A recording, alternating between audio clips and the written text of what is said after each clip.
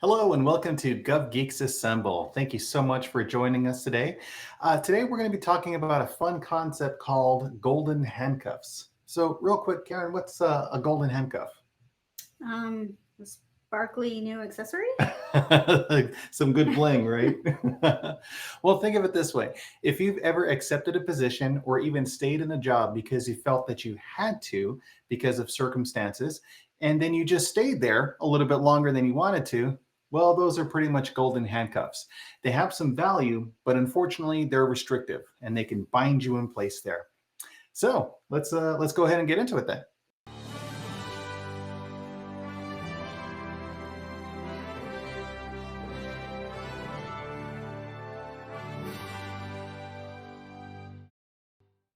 So I'm Javier, And I'm Karen, and together we are the the Gov Gov Geeks. Geeks. We come out every Monday with our video on YouTube and some other social media platforms. And we also do this live every Thursday on our Facebook homepage. So please check the box in the calendar, mark that down. We look forward to seeing you then.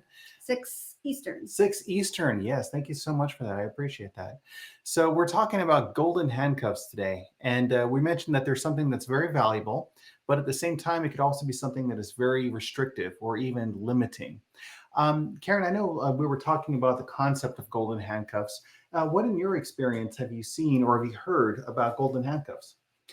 Well, essentially, you have a position where you really are frustrated, I guess, is what I have gathered from it Mhm. and have seen others. I haven't experienced it myself, luckily. Yeah.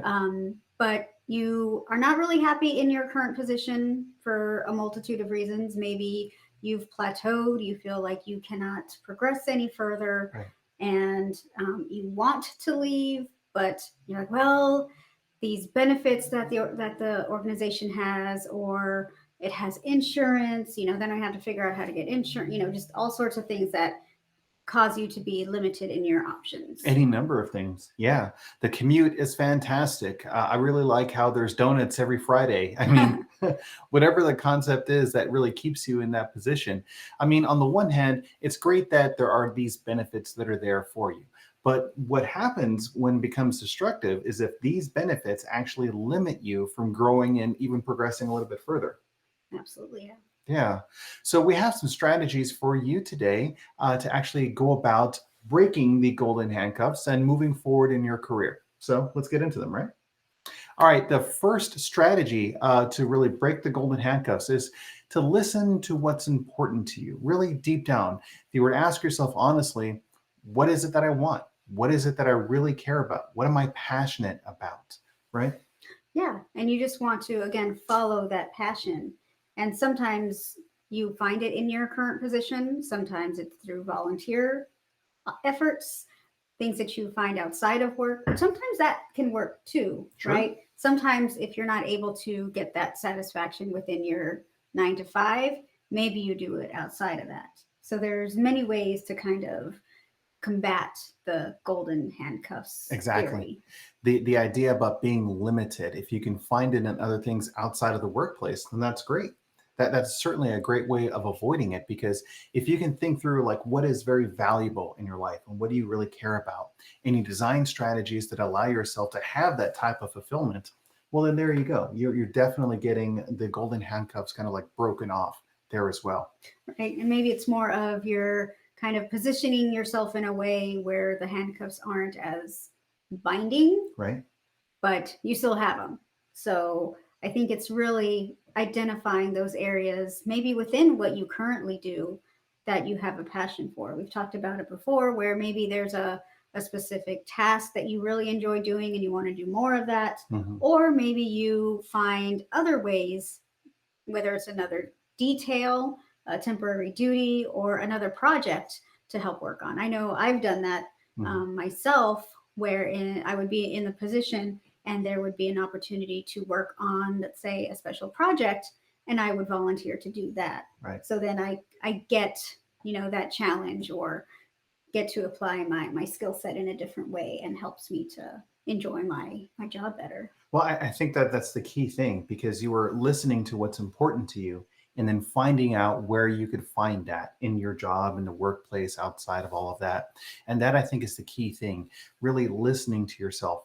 Because if you don't know what it is that you want, then, well, why is it that another person is going to know? I mean, Right. are they a mind reader? Are And they you the- and you have control over your own career, over your own actions, over your own happiness. Right, absolutely. So you can sit there and be miserable, or you can do something about it, which, kind of like in that movie Office Space, Right. Where Love Office Space. right, where he goes to a hypnotherapist and he's sitting there, and I just, can I just, think that I'm at the beach all day? Exactly. Can you just make me think I've been out fishing all day? Right. Exactly. Well, yeah, I would be at the beach, but fishing all day, and then he kind of disengages from work, and Yeah. they're the consultants that are there are asking him, what is it, the Bobs? The right? Bobs, exactly. Are- Yeah, you've been missing a lot of work recently, Peter. Right, and he says, I wouldn't say I've been missing it, Bob. Which, how many of us would actually say that in that type of interview with consultants that are basically seeing if you're doing your job, how you're doing your job, can you do it more efficiently? Workplace organizational consultants. Yeah. Right. But I mean, he was being honest. He wasn't missing it because he was miserable. Right. And that's just not what he wanted to do. Right. And I think that's the bigger thing. So in the movie, he used hypnotherapy to identify, well, what is the thing that I'm really looking for? What don't I like? What do I like? And that led to a lot of, hilarities in the movie. Right. No spoilers here. No spoilers. But you could do the same thing. You could think to yourself, okay, honestly, what do I want? What do I care about? What are my passions? What do I want to do? What don't I want to do? You can do journaling exercises. You can have frank conversations with friends or coaches to really allow you to think through, well, what is important to you in the first place? Right. And connect with that and use that to help you get out of those golden handcuffs. Yeah. Because maybe you would realize that, like you, for instance, you found things to do outside of the workplace where you found fulfillment, and you realized the job was actually allowing you to do the things that you really wanted to do. Mm-hmm. So you felt less trapped, less confined, less restricted, less handcuffed, because you could do the things that you needed to do and wanted to do as a result of having that sort of freedom, like knowing what you want. Right. And that's a big thing. I think Socrates had said, know thyself, which is one of the most challenging things that we could really have as humans, is to really think to ourselves, what do I want? How is that important to me? And these things change over time. I mean, I know for sure what I wanted when I was a kid are completely different than what I want now. I was looking forward to the latest release of video games and things like that. And now not so much. They hurt my eyes. Although I do love some good video games, and we're looking to a couple to play as well. Yeah. Well, and I think how you're mentioning to know thyself, right? Which kind of ties into the second strategy, which is having a grateful mindset. Right. Yeah. Which mindset, I think, is the main thing here, is being present, reflecting on why you're feeling the way you are. Why do you hate your job? Why are you so focused on what's to come in the future, what happened in the past, and not really being, again, in the present? And I like to think of this as there's the Into the Spider-Verse. Oh, of course. Yep. And it's where he's there on the ceiling and he's stuck, right? And he's trying to get unstuck, but he can't, because he's just focusing so much on, what's bothering him. Right. What's bothering him. I think it was the other Spider-Man who's there. Peter B. Parker. Yeah, Peter B. Parker. And he's there and he's telling him, look, just relax, be in the moment. Right. Even though it's a terrible moment, be in it. And, the other Spider-Man was essentially starting to be in the moment and calm himself down. And the way he did that was by singing a song. Right. So he sings that, calms himself down, and is able to get unstuck. Right. So I think it's in that moment when he realizes that he feels comfortable enough that he then begins to feel unstuck in something. And that's such a beautiful metaphor, because it's how many of us feel unstuck sometimes, or stuck sometimes, and are trying so desperately to get unstuck, but we're focusing on that Yeah. to the point where we continue to get further and further into the stickiness. You focus on the problem so much that the problem is the only thing that you can see. It's like getting tunnel vision. Mm-hmm. Once you're focused so much on that one thing, you don't consider everything else that's going on around you. And therefore, you stay in the problem space as opposed to staying in the happy state or the solution state, Mm-hmm. where you want to be able to move towards that. Clearing your mind so you can think about the problem Right. in a constructive way rather than, God, this sucks and my boss is horrible and this job is horrible. And then it just, you Spirals. spiral You into look this around toxicity. everywhere for what you see as what is bad. Right. And it's interesting because what you see really depends on what you look at. So if everywhere you look, you're looking for problems, you're going to find problems everywhere, Right. no matter what. How many of us have worked with that type of individual that is just constantly negative and it brings this toxicity? Oh, why me? This always happens to me. Brings down the whole team. Exactly. It drains you. I know I've dealt with it where I'm just drained by the time I get to the end of the day. So again, having that grateful mindset or just the ability to kind of pause and reflect. And even there's this other, I think it's the like music video. Yeah, right? It's a mid-quarter or quarter life poetry. And it's pretty neat. It basically is going through like a work day in a corporate office and all the work, and you're being overwhelmed, and people are asking you for this and that, and it's just giving some advice on, hey, just take a beat and circle back, right?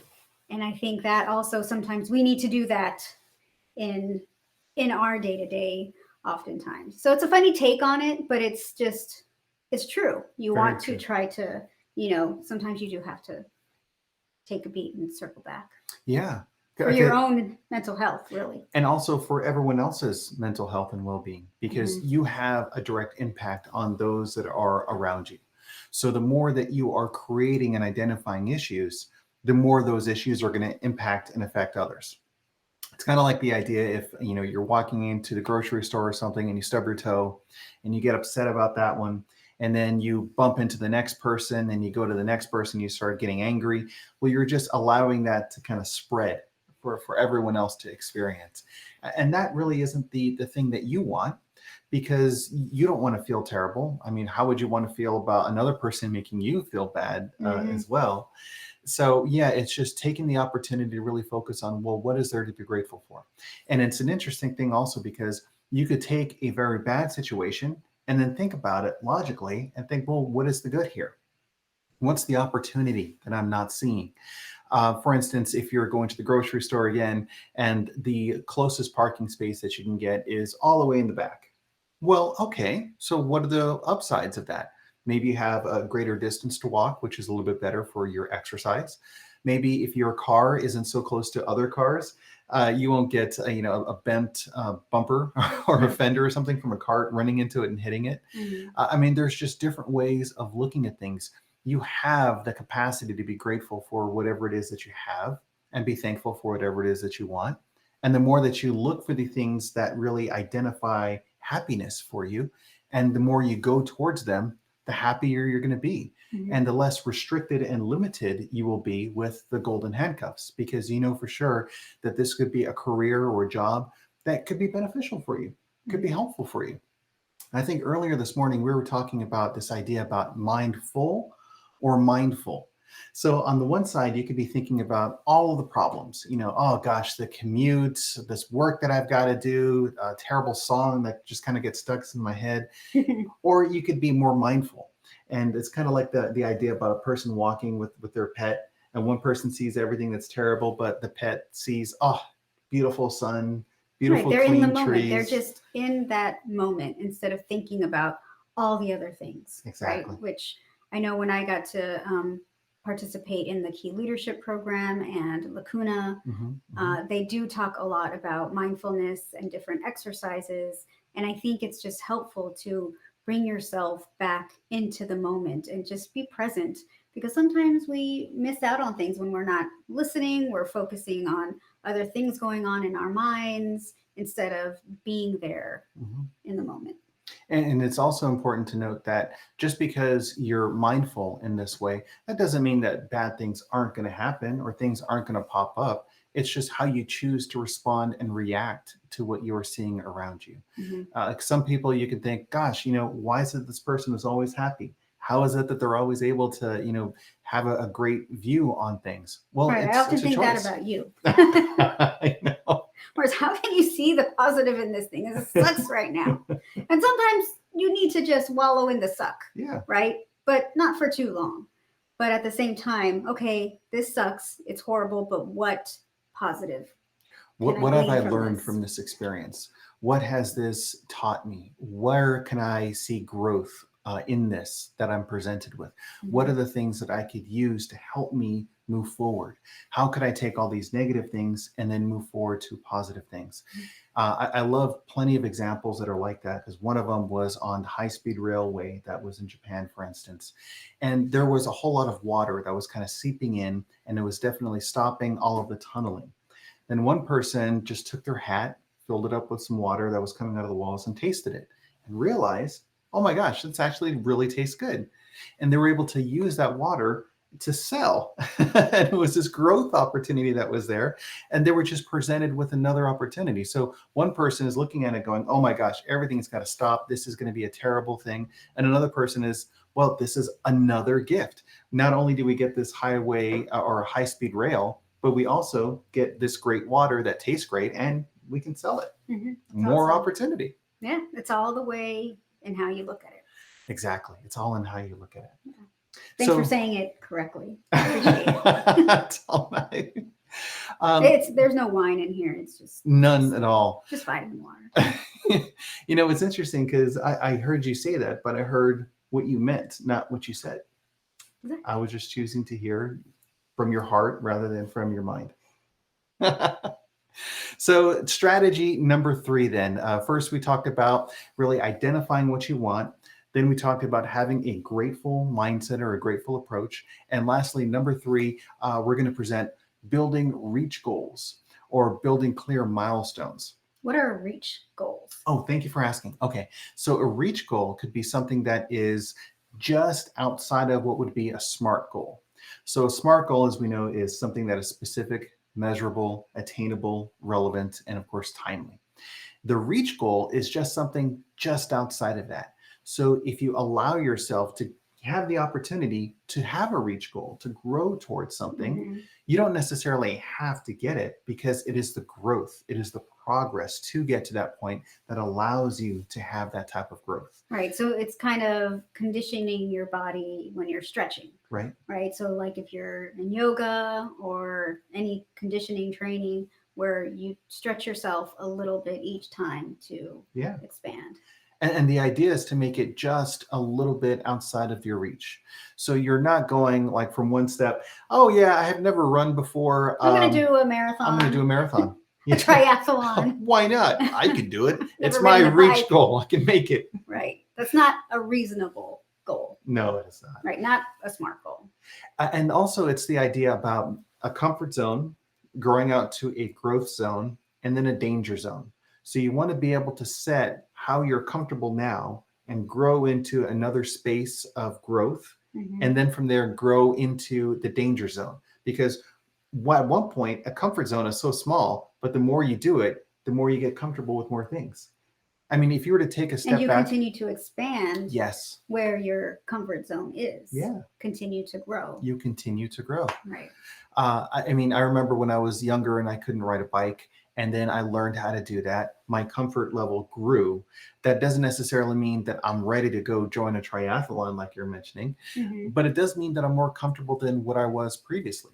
Think about where you are like in your career. You start off at one point and then you can grow to another point from there. Right, which you could have the goal of, I want to be in a triathlon, but you want to make sure that you have those smaller reachable goals to slowly get you to that end goal. Exactly. Right? So we're not saying you can't have, a reach for the stars type of goal, but how can you realistically get there. Exactly. How can you realistically, and this is one of the things to do.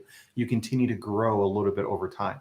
So if you think back to the metaphor again of the golden handcuffs, something that has once bound you together, you grow out of because you're able to break free of them. Or you're able to contort your thumb to. Oh, you can do all sorts of get things out. to get out. Yeah, it's certainly your body, your decision. Right. And I think also what part of these goals, have certain aspects to them. It could be, you want to get training, but I think also you really need to keep in mind the financial aspect. Right. I appreciate you mentioning that. Right. Absolutely. Because you could have, you're in a miserable job, you hate it, but you don't have the financial stability to just up and quit your job. Right. I know from personal experience that having to struggle with that, it's difficult to the point where, you're miserable, but you feel stuck. Right. So if you make sure that during the good times, right,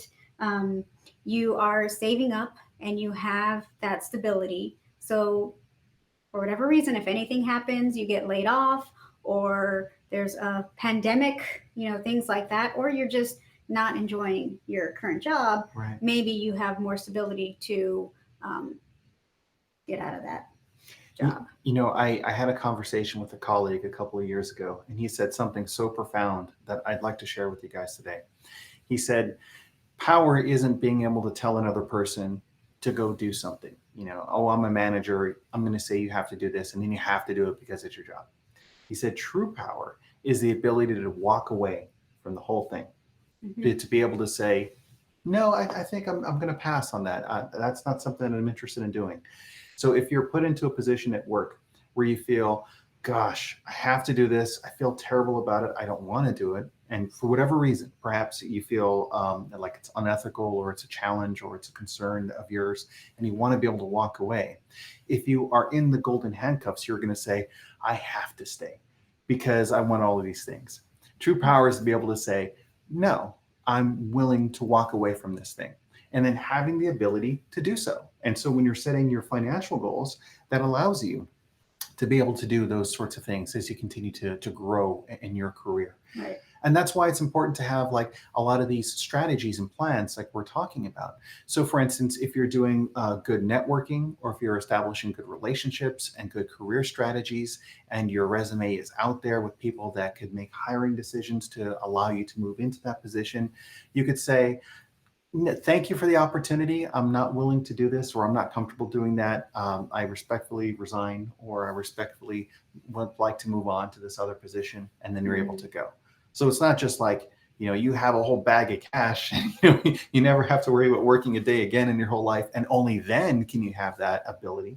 But really, it's just having the opportunity and the capability to be able to find what you want and go for it. Exactly. Because you want to do this, again, when everything's going well. Right? You don't want to have to worry about this when, it's horrible. Right. So you want to start planning, just like, you do with anything, right? You plan for emergencies. You plan for things that could happen. Exactly. Just in case. So you can be prepared, right? Was it Boy Scouts? Always be prepared. Be prepared. So with your career, be prepared so that you don't have to feel stuck, and you have that power to walk away.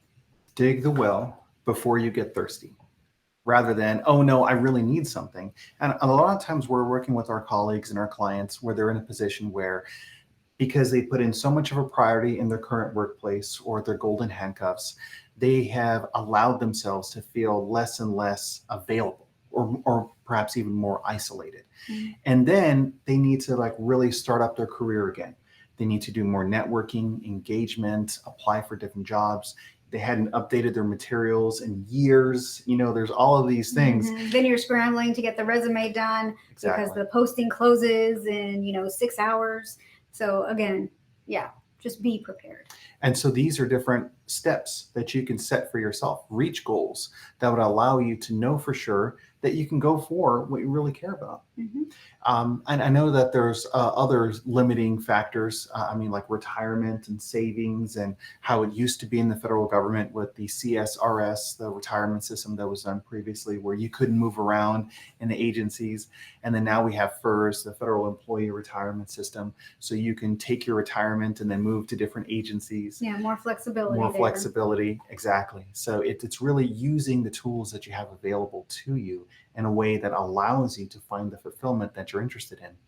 Because at the end of the day, you're responsible for your own happiness, and it's in your hands to make it work. Yeah, excellent tips. I'm so glad we're doing this show, right? We're sharing all these awesome nuggets of wisdom that we've compiled over the year. So, or years. Years. I mean, it has been quite the year, so we have learned a lot. We have learned a lot. Exactly. Right. And that's being grateful for what we've seen over the past year. Mhm. But now it's time for questions from the Gov Geekdom. Every week we answer a couple of questions that we get either through email or text, or we also get it on social media and all of that in our presentations and discussions with our colleagues. So here we get the chance to share them with you. Yeah, so the first question here is, how do I transfer from the military? Very good question. So I know the military can be a bit regimented, obviously, and there is a career path that you can follow or go through.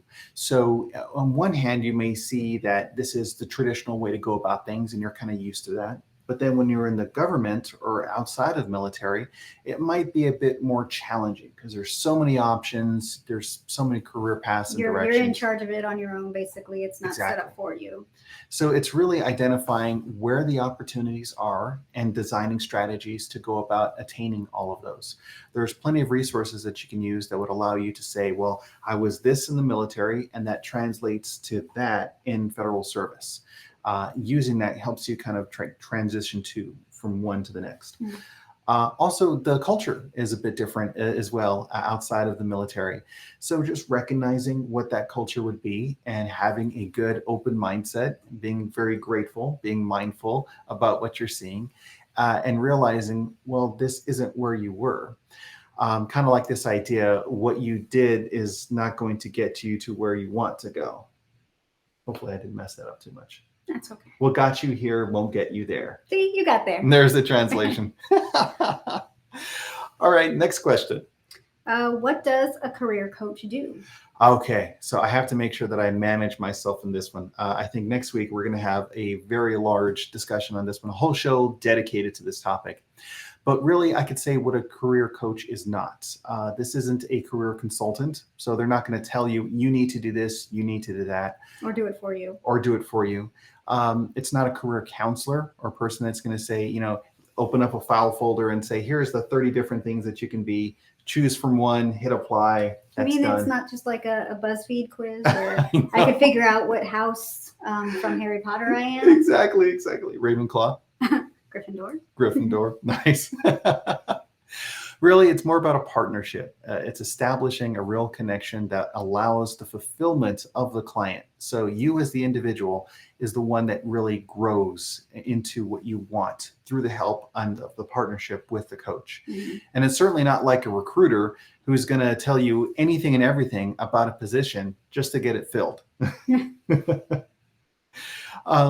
But yeah, if you're interested in finding out more about career coaching, please come to the govgeeks.com. There is a lot of information and resources that we have available for you, tons of videos and other materials to see and peruse through. We also have a free online course for resume writing as well. Just sign up for our weekly newsletter and you get access to this online course that has a lot of tools and strategies there. And also every Wednesday on LinkedIn, we have our show that we have there as well on resume writing. Yes, a 9-part series. We're getting kind of close to the end of this one, the 9-part series, but we're going to have other series that we're going to launch on LinkedIn as well. But yes, there's plenty of opportunities to really connect with us. Right, and nothing like the new year to have a new resume. So I think that's perfect timing there. Yeah, it totally is. Yeah. So, Karen, thinking back on the concept of golden handcuffs and everything that we've talked about today, what are the main things that you think we should walk away with? I think that it's all within your control. So don't feel that you are stuck and there's no way out. I think it's about, again, taking that moment to reflect, step back and think through the solutions. And an added bonus would be to work with a career coach to help you get unstuck. Exactly. Well, thank you all so much. We look forward to seeing you next week. This has been Gov Geeks Assemble. I'm Javier. And I'm Karen. And of course, we always are the Gov Geeks. Thank you so much for your service. Be safe.